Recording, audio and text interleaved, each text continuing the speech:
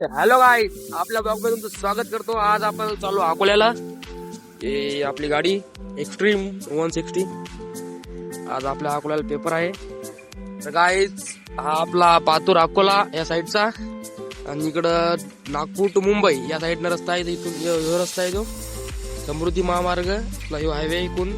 आता आपण आलो टोल नाक्यापाशी। हा टोल नाका इथून एवढा समोर। आपल्याला काय टोल द्यायचं काम नाही, कारण की आपलं टू व्हीलर आहे।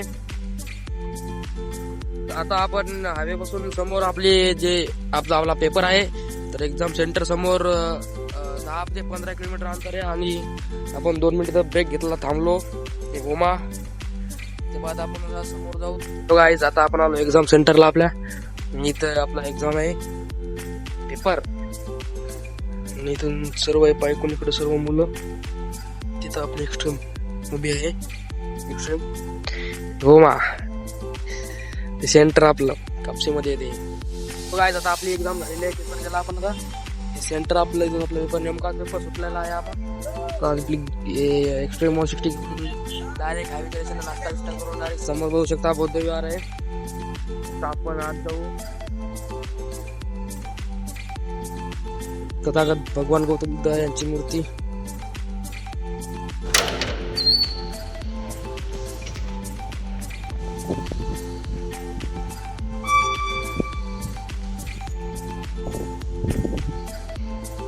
आतमधून आलेला आपण जाऊ गाडीकडे। आता पेट्रोल गिट्रोल टाकून आपण आता निघू।